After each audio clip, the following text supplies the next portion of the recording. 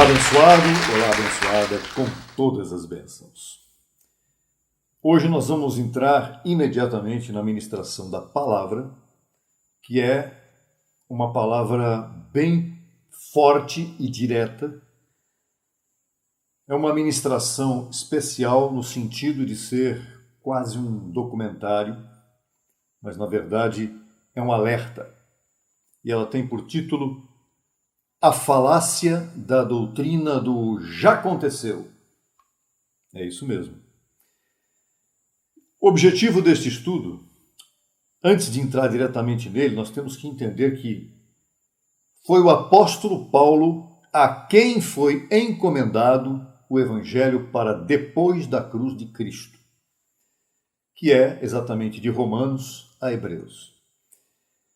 E a nossa análise bíblica, cada vez que a gente vai interpretar a Bíblia, especialmente o Evangelho da Graça, nós temos que entender que o fundamento prioritário, principal do Evangelho da Graça está a partir das cartas paulinas. Então nós vamos demonstrar por que a doutrina que está por aí, a doutrina do já aconteceu, também chamada de preterismo pleno, não se sustenta à luz do ensino apostólico aos gentios. Não se sustenta. O texto-chave para iniciarmos esta ministração é 1 aos Coríntios 15, 19 a 26. E nós vamos, evidentemente, ler esses textos ao longo do nosso estudo, mas vamos definir hoje, nesse momento, no ponto 2 aqui, o que é preterismo. Preterismo parcial, existe o preterismo parcial, que entende que alguns textos escatológicos, especialmente dos evangelhos, se cumpriram no século I. Quando eles chamam evangelhos, eles estão falando de Mateus, Marcos, Lucas e João, neste caso aqui. Por exemplo, a destruição de Jerusalém aconteceu em 70 depois de Cristo. Esse é o preterismo parcial, que não é o nosso caso aqui. Nós vamos explicar agora o que significa o preterismo pleno que existe por aí em larga escala no YouTube e em tantas redes sociais.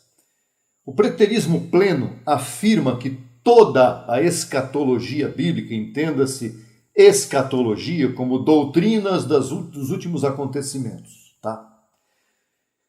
Segundo eles, tudo já foi cumprido até o ano 70 depois de Cristo, incluindo a vinda de Cristo, a ressurreição dos mortos e o juízo final. Segundo essa falsa doutrina, tudo ocorreu de forma invisível, sem ressurreição corporal, sem transformação da criação, sem manifestação pública da glorificação. E esses três pontos, manifestação corporal, ressurreição corporal, transformação da criação e a manifestação pública da glorificação, são três pontos fundamentais do Evangelho da Graça. O verdadeiro. O próprio Paulo enfrentou em seus dias dois adeptos dessa falácia e citou seus nomes. Ele diz assim: Himeneu e Fileto se desviaram da verdade, dizendo que a ressurreição já se efetuou e transtornam a fé de alguns. Isso está em 2 Timóteo 2,18. Veja só, veja o perigo onde Paulo acrescenta. Sua palavra, ou a palavra destes dois, corrói como câncer, no versículo 17.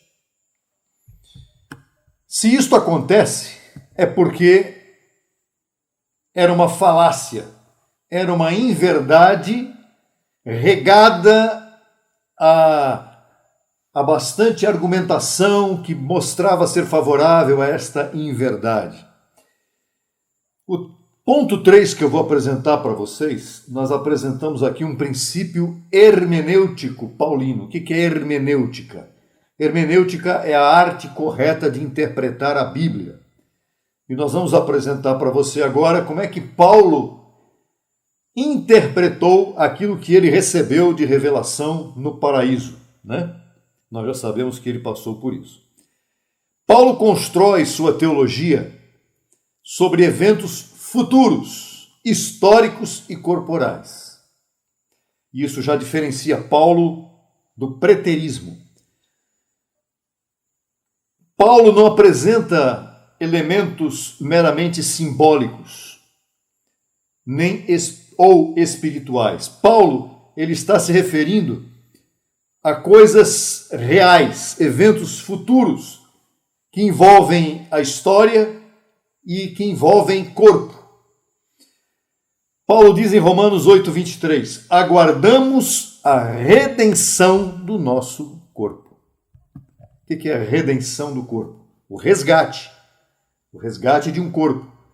No caso, a ressurreição dos mortos ou a transformação dos corpos daqueles que estiverem vivos no dia do Senhor, no dia da vinda, do retorno do Senhor, em glória, porque ele já veio, mas não veio em glória, virá em glória futuramente. Outro texto de Paulo diz, fomos salvos em esperança. Se esperamos o que não vemos, com paciência o aguardamos. E se nós somos levados a entender que Paulo nos recomenda aguardar com paciência e com perseverança, é porque é para aguardar com paciência algo que vai se manifestar.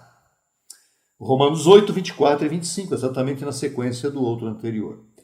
Então, Paulo nos motiva a aguardar com paciência, porque a manifestação da redenção corporal é algo real, conforme vamos ver a partir de agora, no ponto 4 em diante.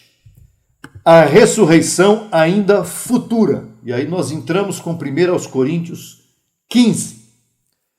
O capítulo todo de 1 aos Coríntios 15 fala sobre corpos.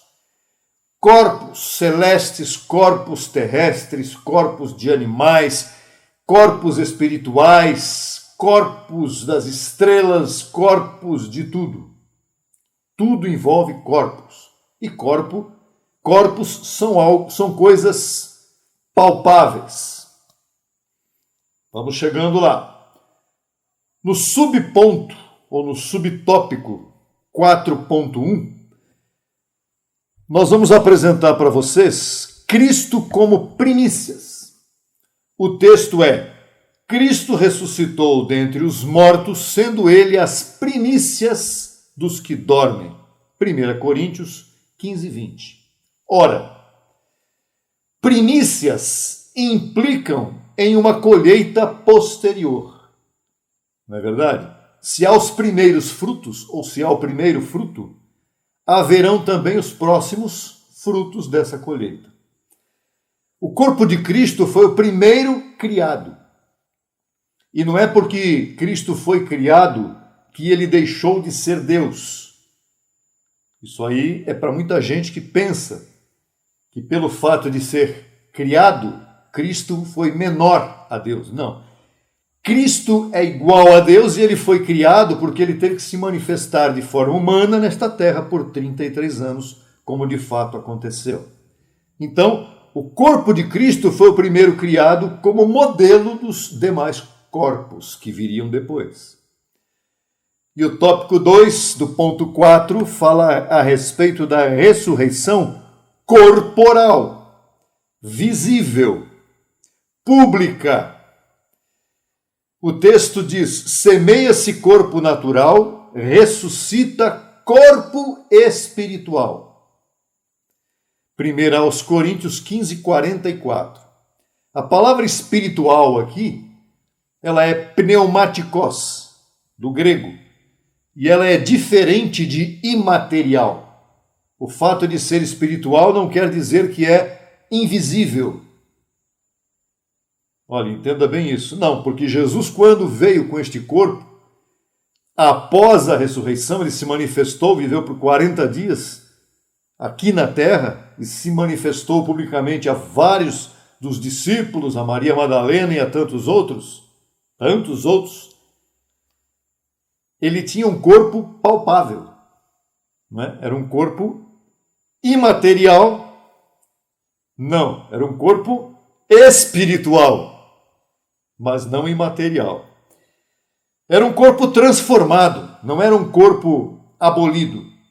Não é? Era um corpo transformado, era um corpo glorificado. Cristo se manifestou após a ressurreição em corpo visível. Isso está registrado na Bíblia e nenhum preterista pode negar isto. Preterismo pleno, ele espiritualiza aquilo que Paulo concretiza. Não é? O preterista, ele diz que tudo é invisível, não é? Que a ressurreição já aconteceu de forma invisível. Isto é uma falácia, isto é uma falsidade doutrinária absurda. O tópico 3 do capítulo 4 ainda diz assim: a morte ainda reina. Isso aqui é chave. A morte ainda reina. O último inimigo a ser destruído, Paulo disse em 1 Coríntios 15, 26, é a morte. Morte física. O último inimigo a ser destruído, então, é a morte. A ser destruído é a morte. E a pergunta-chave, a pergunta que não quer calar é: a morte foi destruída no ano 70 depois de Cristo? É claro que não. O que evidencia a farsa da doutrina de escatologia consumada, que é a definição de preterismo. Todo mundo ainda morre? Sim. Inclusive, tive que responder uma pessoa no YouTube por várias vezes, porque a pessoa insistia em dizer que a morte já havia sido aniquilada. Como é que é possível entender uma coisa dessa se todos morremos, ou se todos estamos passíveis da morte ainda nos dias de hoje? E muita gente está morrendo. Todos os dias morrem muitas pessoas. Se o preterismo fosse real, esta morte já teria sido abolida, não é? Teria sido eliminada. Ponto 5 agora. A esperança dos enlutados. Veja só. 1 Tessalonicenses agora, capítulo 4, versos 13 a 18.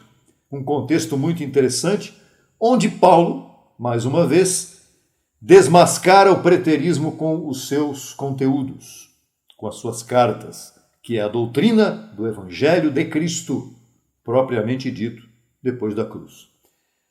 Diz assim o texto: não queremos que ignoreis acerca dos que dormem, para que não vos entristeçais, como os outros que não têm esperança. 1 Tessalonicenses 4,13. Paulo disse aos Tessalonicenses que eles não deveriam ignorar que aqueles que já estavam dormindo, ou seja, que já haviam morrido no sentido físico, estavam aguardando a ressurreição, eles vão voltar. Eles vão voltar ressuscitados e glorificados com Cristo. E Paulo disse, olha, existem outros que não têm esperança nisso que eu estou falando para vocês. Mas no verso 16, Paulo disse, o Senhor mesmo descerá do céu. Ora, o Senhor mesmo descerá do céu. Isso é algo invisível? Não, isso é algo visível. Por isso esse é um texto que foi escrito para consolar, no caso lá, os Tessalonicenses, e no caso aqui, você e eu. Esta é uma linguagem futura e muito objetiva. Não é uma linguagem que leva as pessoas a ficarem em dúvida, não, absolutamente. É uma linguagem de esperança real, concreta, de uma verdade que vai se manifestar. Um evento passado, ele não consola perdas presentes. E a consolação não foi entregue apenas para os Tessalonicenses, mas para os crentes de hoje. Capítulo 5.2 agora, subtópico 2. Os mortos em Cristo ressuscitarão primeiro. Evento futuro. Os mortos em Cristo ressuscitarão primeiro. Quando Paulo escreveu isso, ele apontou para o futuro. E não era um futuro breve, como afirmam os preteristas, porque Paulo escreveu até o ano 67, quando ele morreu, e a chamada suposta falácia vinda de Cristo no ano 70, 3 anos depois. Não, eu vou te mostrar depois, biblicamente, por que não. Os mortos em Cristo ressuscitarão primeiro. Quando Paulo fala sobre isso, ele não está falando de uma coisa local, ele está falando de uma coisa que também não é invisível, ele também não está falando de uma coisa que não é só espiritual. O corpo é espiritual, o corpo é glorificado, mas está claro aqui que os mortos em Cristo ressuscitarão primeiro. Isto é um evento real, é um evento que vai ter manifestação pública, ou seja, vai ser visível aos olhos daqueles que estarão aqui na terra. Ponto 6. O alerta contra o já aconteceu, ou o alerta contra o preterismo, contra a doutrina do já aconteceu. Vamos a este alerta agora, na segunda carta de Paulo aos Tessalonicenses, capítulo 2. Paulo combate o mesmo erro que Paulo combateu está sendo cumprido hoje. Ninguém vos engane, disse Paulo aos Tessalonicenses, capítulo 2, versos 3 e 4. Ninguém vos engane. Paulo chama de engano a doutrina do preterismo. Porque não virá o Senhor sem que antes venha a apostasia. E eu grifei apostasia aqui porque a apostasia é quando uma pessoa perde a fé, é quando uma igreja inteira perde a fé, é quando o mundo perde a fé. O mundo daquele tempo, a quem Paulo divulgou a graça de Deus, haveria um tempo para aquele povo todo perder a fé. Porque Paulo também disse, depois da minha partida, lobos vorazes entrarão no meio do rebanho e vão dispersar o rebanho. Isso não aconteceu em 3 anos. Isso aconteceu em décadas, em centenas de anos. E nós estamos vivendo os efeitos disso hoje também. Então, voltando ao texto, ninguém vos engane, porque não virá o Senhor sem que antes venha a apostasia e se manifeste o homem de pecado. Outro grifo que eu dei aqui, o homem de pecado não é uma pessoa. Que se levanta contra tudo que se chama Deus. Sim, uma realidade nos dias de hoje. Cada vez mais forte esta realidade hoje em dia. Está acontecendo muito nos dias de hoje, muito mais até mesmo do que nos tempos de Paulo. E que se levanta contra tudo que se chama Deus e se senta no templo de Deus, fazendo-se passar por Deus, e aí o texto continua. Aqui tem algumas coisas muito interessantes, uns cortes importantes para você entender. O homem de pecado não é uma pessoa, não é um homem, isso aqui representa um sistema religioso que fala de pecado, que vai se tornar forte e grande na terra para ir contra tudo o que se chama Deus. E se você ver hoje, no tempo em que nós estamos vivendo, a internet, a tecnologia, os pensadores carnais, os grandes formadores de opinião, a mídia e tudo mais, todos são praticamente contrários a Deus. O humanismo tem se levantado de forma tão forte, que é o homem pelo homem, a ponto de procurar levar nas mentes dos homens tudo contrário ao que é de Deus.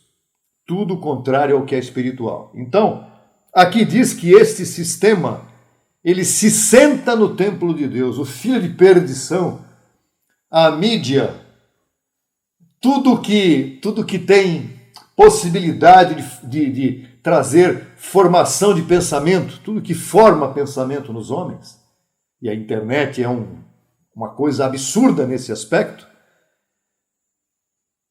está sentada no templo de Deus. Onde é que está o templo de Deus? O templo de Deus não é parede, o templo de Deus não são as grandes sinagogas, os grandes santuários dos dias de hoje. O templo de Deus é cada um dos filhos de Deus que está ouvindo a palavra da verdade. O templo de Deus é você que está aí. É um eleito do Senhor, é um filho de Deus. Aí está o templo de Deus, que está sendo massacrado, que está sendo bombardeado com informação falsa, com falácia, como esta do preterismo, por exemplo. Alguns afirmavam no tempo lá dos Tessalonicenses que o dia do Senhor já havia chegado. Assim como hoje você está ouvindo isso. Se você for no YouTube, está cheio de preterista, inventando doutrina falsa. Paulo chama isso de engano, porque antes do dia do Senhor viria a apostasia mediante o filho de perdição. Já falamos sobre isso agora. Viria uma oposição a tudo quanto é espiritual com origem em Deus. O opositor se sentaria na mente dos eleitos, fazendo-se passar por Deus. Tem muita gente enganada, talvez você que está me ouvindo agora, que ainda não absorveu o Evangelho da Graça em sua vida, você talvez esteja pensando que realmente essas pessoas estão certas no que elas estão falando. Negativo. O preterismo pleno repete exatamente o erro combatido por Paulo. Você se lembra que no começo lá nós falamos a respeito de Himeneu e Fileto, né? Que diziam que a ressurreição já tinha acontecido, lá nos tempos de Paulo. Ponto 7. A criação ainda geme. É um ponto importante para você entender que o preterismo está completamente equivocado. Romanos 8, 18 a 25, que é o texto base que o apóstolo Paulo nos deixa, diz assim: a criação aguarda a redenção do nosso corpo. A criação aguarda a manifestação dos filhos de Deus. A criação, a natureza, os animais, tudo que envolve a criação. E não só a criação. Nós aguardamos a redenção do nosso corpo, porque ele não pode ficar assim. Um corpo carnal, problemático, limitado, não. O mesmo corpo que Jesus teve quando ressuscitou, este será nosso também, é a promessa. A criação ainda sofre. Por que sofre? Porque ela está aguardando a manifestação dos filhos de Deus na terra com corpos transformados. Os filhos de Deus ainda aguardam isso também. Nós, todos filhos de Deus, aguardamos essa transformação também. E a redenção é ainda futura. Não ocorreu a redenção, ocorreu a adoção, mas a redenção ainda não. Se já ocorreu, se tudo isso já ocorreu, e o preterismo está certo, então tudo que nós estamos falando aqui perde o sentido. O próprio apóstolo Paulo mentiu ou se enganou e nós estamos aqui perdendo tempo. E você sabe que isso não é real. Ponto 8. A gente vai continuando aqui porque tem muita coisa ainda para apresentar para você como evidência da falácia da doutrina do já aconteceu. Transformação corporal futura. Paulo escreveu aos Filipenses, capítulo 3, versos 20 e 21, o seguinte: que transformará, o Senhor transformará o nosso corpo de humilhação em um corpo semelhante ao de sua glória. Ora, ora, isso é uma promessa bíblica. Transformará, futuro, real, corpo de humilhação, não num corpo invisível que aconteceu lá no ano 70, que não aconteceu nada disso lá. O que aconteceu no ano 70 foi juízo para o povo de Israel. Isso é real, porque Jerusalém foi destruída ali, foi uma vergonha para o povo de Israel. Mas foi só isso que aconteceu no ano 70. O corpo de humilhação que nós vivemos hoje, ele será transformado. Isso está claro aqui. Para ser um corpo semelhante ao da glória de Cristo. E o corpo da glória de Cristo é invisível? Não. Por 40 dias na terra, mostrou que era visível e palpável também. Então esses verbos estão no futuro, a esperança está ativa e viva e a ênfase corporal é real. Ponto 9. Veja quantas evidências. Consequências teológicas do preterismo pleno, ou do já aconteceu. O primeiro é esvaziamento da esperança. O texto de 1 Coríntios 15, 19 diz assim: se esperamos em Cristo só nesta vida, a sequência diz, somos os mais miseráveis e infelizes de todos os homens. Por quê? Porque se esperamos em Cristo só nesta vida, ou só na manifestação dele como Jesus de Nazaré, que foi uma manifestação pública, não houve consumação, então. A consumação de Cristo, quando ele disse está consumado, ele estava se referindo à consumação que depois traria para nós o reino de Deus espiritual, para que nós desfrutássemos dele, que é o que nós estamos fazendo agora. Se esperamos em Cristo só nesta vida, não há justiça final e não há expectativa da consumação da glorificação. Percebe?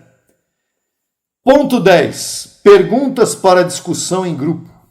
E eu vou fazer essa pergunta para você discutir aí com o seu grupo, com a sua família, com as pessoas que estão ao seu redor, com o pastor, com os líderes da igreja, que isso aqui vai para YouTube, isso aqui vai para TikTok, isso aqui vai para todas as redes sociais. Por que Paulo insiste tanto na ressurreição corporal? Por quê? Porque ela é uma realidade. Como manter esperança sem cair em especulações escatológicas? Como é que você mantém a esperança sem você cair em especulações das doutrinas dos últimos tempos? Sabe como? Submetendo-se prioritariamente em obediência ao Evangelho de Paulo, que é o Evangelho de Cristo ressuscitado. E não ficar pegando textos isolados, Mateus aqui, Daniel, juntando para fazer um caldeirão preterista que não leva a nada, porque são datas que eles montam para chegar a alguma conclusão.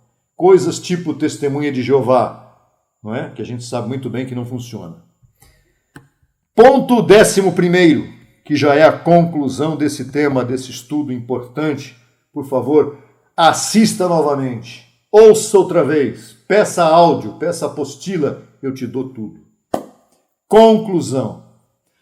A doutrina preterista falha em um ponto fundamental. Ao colocar os escritos de Paulo, que são o verdadeiro evangelho da graça ou da incircuncisão, em pé de igualdade, com profecias, como Daniel, que é a preferida dos preteristas,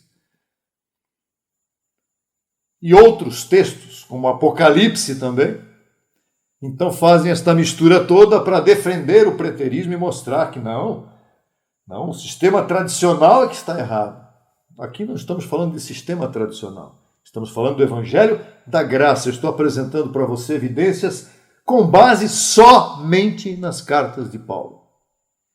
Quando Paulo afirma em Gálatas 1, 11 e 12, o seguinte: o evangelho por mim anunciado não é segundo homem, pois o recebi por revelação de Jesus Cristo. Aqui está a diferença.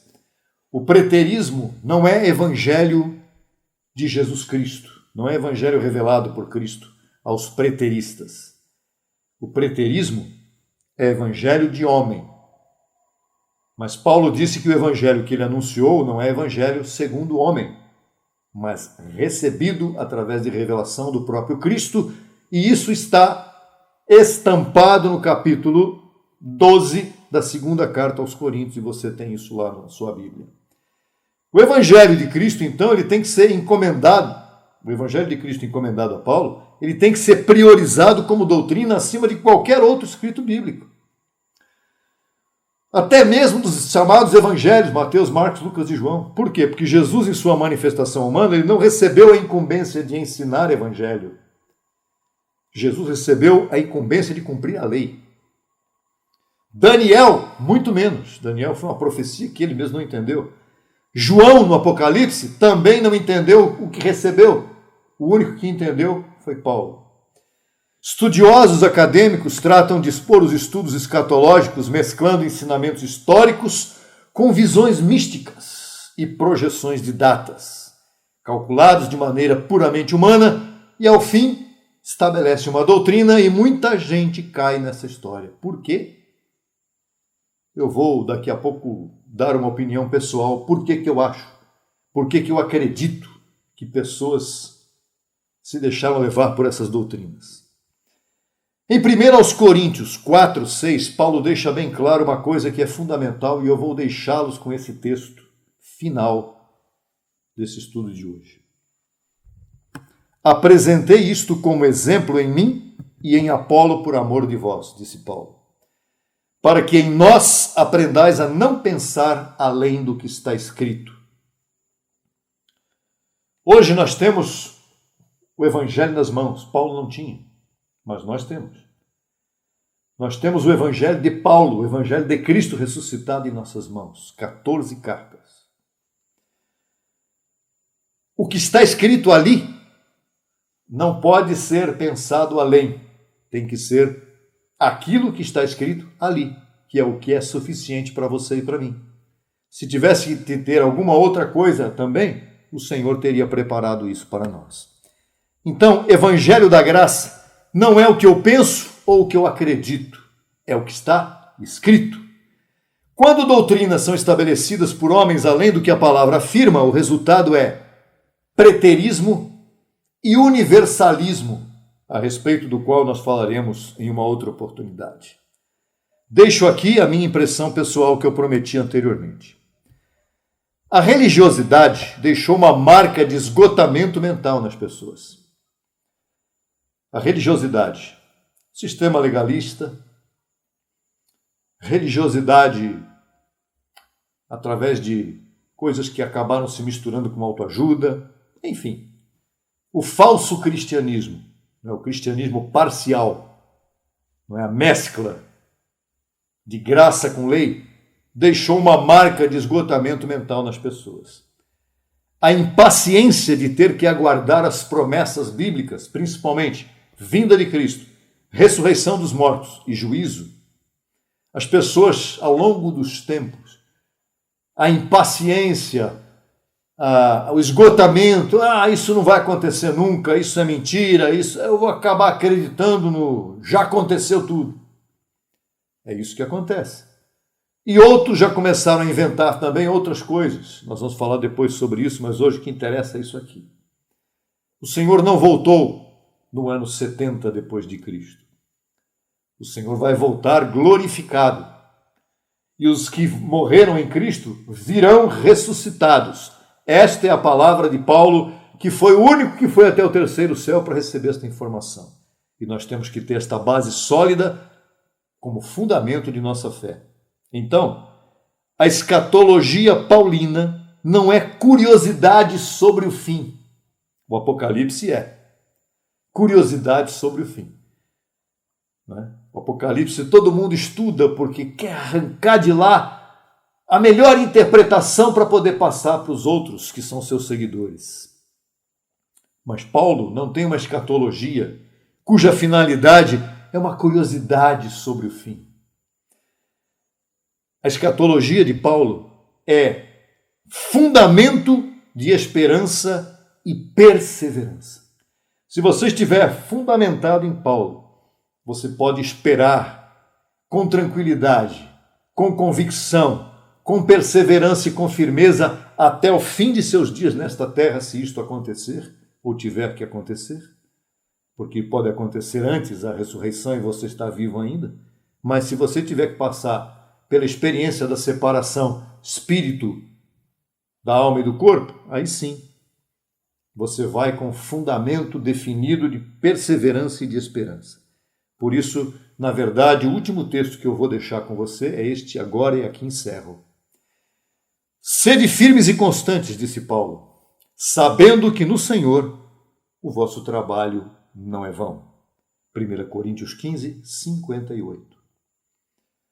Seja firme, seja constante, não oscile, não busque coisas em casas que não são do ramo, não busque coisas da graça em lugares que não têm a graça.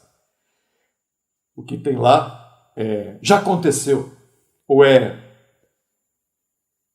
alguma outra falácia que possa estar surgindo por aí. Fique firmado naquilo que você recebeu, nesta palavra que está aqui. Isso aqui tem fundamento. Eu estou te mostrando com textos claros. Eu não estou te mostrando uma mescla de... Vai lá em Mateus 24. Agora vai lá em Daniel 7. Vai lá em Apocalipse de 1, 20 a sei lá quanto. Não é uma junção de textos de um escrito de João com um escrito de uma profecia de Daniel e com uma mistura de livro histórico, não é? Onde Jesus falava para os judeus, discípulos, e não através do apóstolo Paulo. Paulo foi aquele que o Senhor escolheu para encomendar a ele o evangelho que hoje está diante de você. Eu declaro, recebo e oro para que o seu entendimento seja iluminado para entender isso aqui que vai te dar segurança na tua vida toda. Estarei aqui à disposição para compartilhar com você, em breve, coisas também bem importantes que são advindas da revelação recebida através do Evangelho da Graça. Até a próxima oportunidade, abençoado e abençoada com todas as bênçãos.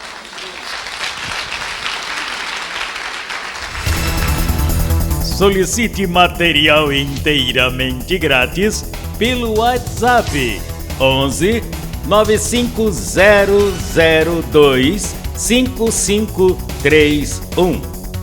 Acesse nossa página no Facebook www.facebook.com/Crescendo em Graca Brasil e no Instagram acesse e siga-nos em www.instagram.com/CEGBrasil_oficial.